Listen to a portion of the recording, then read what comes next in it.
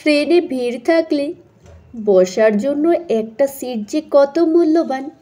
Local ট্রেনে যারা নিত্যদিন যাতায়াত করেন তারা বেশ ভালোভাবেই জানেন।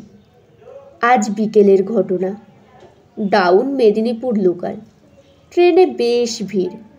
সিট না পেয়ে অনেকেই দাঁড়িয়ে আছেন। এক মধ্যবয়স্ক লিকপিকে ভদ্রলোক পাঁশকুড়া থেকে ট্রেনে উঠলেন ঠেলাঠেলি করতে করতে। উঠতে না উঠতেই বলতে শুরু করলেন, আরে ঢুকুন, না ঢুকলে ঢুকতে দিন। লিকপিকের পেছনে আমি, ভদ্রলোকের সামনে আর এক ভদ্রলোক। ওই ভদ্রলোক বেশ মোটাসোটা ভদ্রলোককে ঠেলে ঢোকানোর চেষ্টা করছেন লিকপিকে ভদ্রলোক। পিঠে গোতা মেরে বললেন, আপনি না ঢুকলে আমাকে ঢুকতে দিন, আমাকে হাওড়া যেতে হবে। সামনের মোটা ভদ্রলোক বিন্দুমাত্র নড়ছেন না। নড়বেন কি করে? ওনার সামনে আবার দুজন মহিলা। এদিকে আমার পেছনে যে ছেলেটি দাঁড়িয়ে আছে সে আবার আমাকে গোতা মেরে বলল, ও দাদা, একটু ঢোকা যাবে না? আপনার সামনের দাদাকে বলুন না। আরে উনি তো বলছেন, কিন্তু কেউ না এগোলে আমি এগোবো কি করে? আমার কথাটা কানে যেতেই সামনের লিকপিকে ভদ্রলোক বলে উঠলেন, ঢুকতে দিলে তো ঢুকবো। আমার সামনেই তো একজন গোদাবর, আবার গোদাবরের সামনে দুজন গোদাবরী দাঁড়িয়ে আছে। ভেতরে ফাঁকা আছে, অথচ ঢুকছে না। এদেরকে ঠেললেও নড়ানো যাচ্ছে না। এদিকে আমি চিড়ে চ্যাপটা হলেও গোদাবর আর গোদাবরীর নাম শুনে হেসে মরছি। এই একটা ভালো দিক, লোকাল ট্রেনে যাতায়াত করলে নতুন নতুন শব্দ শেখা যায়। গোদাবর আর গোদাবরী শব্দ দুটো আমার মনে ধরল। বুঝতেই পারলুম ভদ্রলোকের সামনের লোকটা যেহেতু মোটা তাই নাম দিলেন গোদাবর, মহিলা দুজন যেহেতু মোটা তাই ওদের নাম দিলেন গোদাবরী।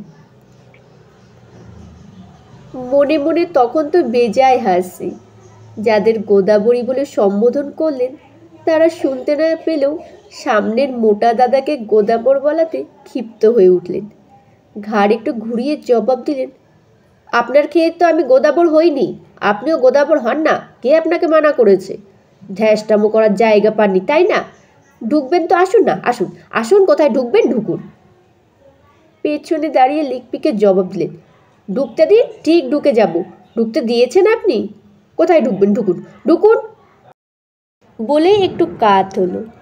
মধ্যবয়স্ক ভদ্রলোক সরু লিকপিকের চেহারা নিয়ে ভেতরে ঠেলে ঢুকে গেলেন, আর আমিও ওই রাস্তা দিয়েই শুরুত করে ভেতরে ঢুকে এলাম।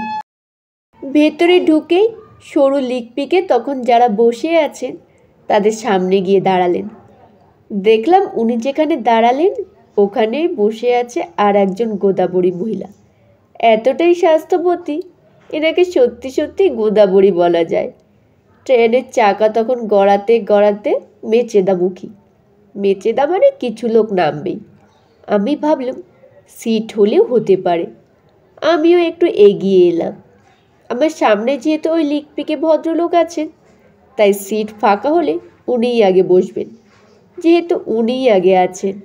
এদিকে ট্রেন মেচেদা ঢুকছে দেখে সামনে বসা ওই স্বাস্থ্যবতী মহিলা উঠে দাঁড়াতে চেষ্টা করলেন। বুঝতেই পারলাম উনি নামবেন। সরু লিকপিকে ভদ্রলোকের আর তর সইল না। বুঝতে পেরে আগে থেকে পা বাড়িয়ে দিয়ে সিটে বসার জন্য হুড়মুড়িয়ে পড়লেন। গোদাবরীর দেবী ততক্ষণে চিৎকার করে বলতে লাগলেন, বাবারে, উফ, মরে গেলুম, পাটা পুরো থেতলে দিল। আপনি কানা নাকি? আমি সিট ছেড়ে ভালো করে উঠলুম না আর আপনি বসতে আসছেন? আমার পাটা থেতলে দিল, মা গো মা। লিকপিকে ভদ্রলোক সিটে বসে পড়ে বলতে লাগলেন, সরি। গোদাবরী তখন যন্ত্রণায় অস্থির। সরি বলতেই বেজায় চটলেন। বললেন, সরি বললে কি আমার ব্যথা কমে যাবে? কানার মরণ এসে জোটে, বসার জন্য তাড়াহুড়ো। নিজেরটুকু হলেই হলো, তাই না? একটু ধৈর্য নেই, যত সব তালকানা। লিকপিকে হলে কি হবে? উনি তো কথাতে আর কম যান না। কানা তালকানা বলাতে লিকপিকেও গেলেন রেগে। রোগা পাতলা চেহারায় ঝাঁজ কম নেই, একেবারে ধানি লঙ্কার মতো। উটের মতো গলা উঁচিয়ে লিকপিকে বললেন, তখন থেকে আমাকে যা তা বলছেন। আমি তালকানা হলে আপনি তাহলে কি? এমনি এমনি তো আপনাকে বললাম না, আপনারই বা ধৈর্য নেই কেন? পাশ থেকে একজন বলে উঠলেন, ও দাদা ছেড়ে দিন না, কথা বললেই তো কথা বাড়বে। লিকপিকে তখন বলে উঠল, উনি কোথাকার গোদাবড়ি আমার? আমি সাউথ ইস্টার্ন রেলের ডেলি প্যাসেঞ্জার। টিকিয়াপাড়া থেকে হাওড়া যেতে 10 মিনিটের রাস্তা। সেখানে ট্রেন হাওড়া ঢুকতে 2 ঘন্টা দেয়। আমি ধৈর্য ধরে ট্রেনে ততক্ষণ বসে থাকি, আর আমাকে শেখাচ্ছ ধৈর্য? সাউথ ইস্টার্ন রেলের ডেইলি প্যাসেঞ্জারদের ধৈর্য শেখাবেন না।